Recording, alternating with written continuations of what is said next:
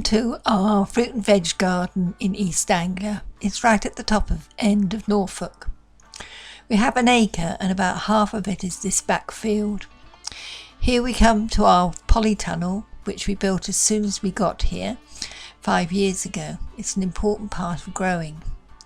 It's divided into 3 beds, 2 side beds and a middle bed that's irrigated. During the winter and early spring we have lots of crops of cabbages and cauliflowers, spinach and other things. During the summer it's cucumbers, aubergines, lettuce, strawberries, tomatoes. Sometimes it gets too hot. The lettuce didn't do particularly well this year because it's too hot. Nearly always have plenty of tomatoes. My husband also grows a few tagetes in here to get rid of the white flower and attract bees. Further down he grows spring onions, put in with a seed tape, or exhibition onions, which are enormous, soft, white and very sweet. The middle bed is irrigated from water butts across the back of the sheds, and we keep a minimum maximum thermometer so we know what temperatures are here. Cucumbers do quite well. As you can see, the bees are here. We go outside now to the main growing area. We start with a narrow bed of strawberries. During the early season these are protected by nets, and this year we've tried some weed suppressant fabric. Not been very successful as it seems to have just disintegrated during the year. Then we have half a dozen asparagus roots which keep us well supplied in early spring. As you can see, it's quite windy on this plot and the summer growth is quite bent over. This is our big bed. This year it was potatoes, which did very well. The tops are all finished now and we've started to harvest them. They did extremely well. We got them in just right when the weather was still wet, and they grew away well. And they've stood up to the hot summer sun. At this end we had a small patch of spinach which got replaced midsummer by some summer cabbages, and a few French beans at the side. The area is actually divided into 4. We kept it like an allotment with no paths, but now we've got paths. The second bed this year has onions, carrots, parsnips, beetroot and the beans.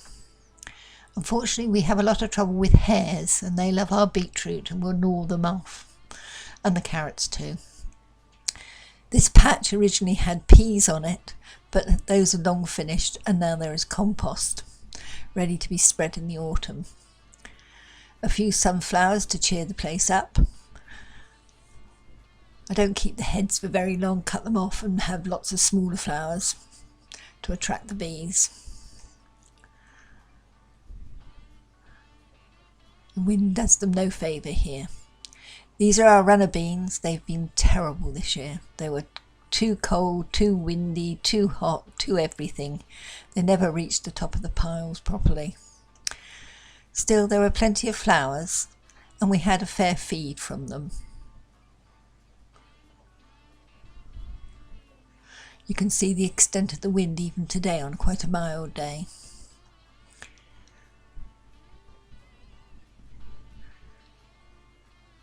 In this next bed there were some French beans which we eventually had to net to stop the hares chewing off the young plants. The bottles rattle around. They're supposed to scare things. Doesn't happen. Then there's a row of leeks for the winter and our crop of sweet corn. They're a bit stunted this year due to the very, very dry hot weather we've had, 30 plus for a long time. Most have at least 1 cob and several have 2 or 3. We should have plenty even for visitors. The bottles, you see, really do rattle in the wind. And the pot's tied on to the end of bamboo cane. The next bed originally had garlic. They've been harvested and dried, and now there are 2 or 3 rows of carrots. And then the brassicas. I've made a square cage now. I started with a triangular cage, but it pushed things together too much. So I used odds and ends of scrap and net to make this cage. And weed suppressant as well to keep away from the weeding.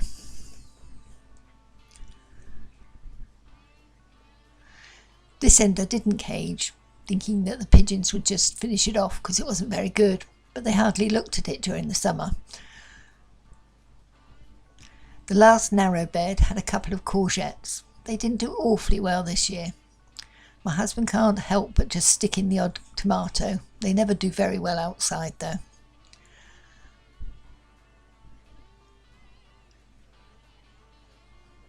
There's been a few courgettes this year, just enough for us. We weren't overwhelmed. We're busy. This is our bed of red gooseberries, a dessert variety. They crop very well.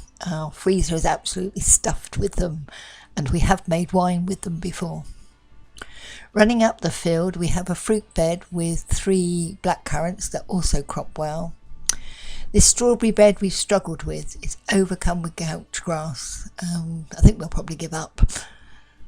Then we have some blueberries, but we have to keep them permanently netted because we have a small deer that comes in and eats all the branches off.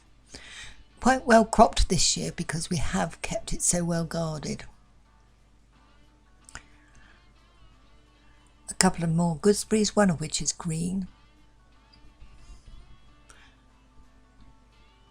And then we come to our thornless blackberry vine. Absolutely wonderful cropper. It's grown on wires and it does extremely well. This side is a little bit shaded, the other side is in the sun. A couple of rhubarb plants that did fairly well this year considering the dry. So you can see this side is already going black and there'll be plenty of fruit. So easy to harvest with a tayberry, awfully prickly but very nice fruit, but has to be netted against birds. Autumn raspberries coming along nicely. They'll go until the frost.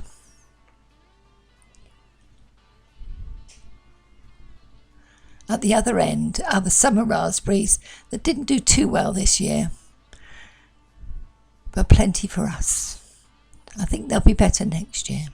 This is our orchard. The plums did very well, both these red ones and the earlier yellow ones, but not so much from the pears, 2 pear trees there, and 3 or 4 apple trees that really did nothing. Let's reflect on what it was like 5 years ago, a poached out for horse field that took a lot of work to get it up together.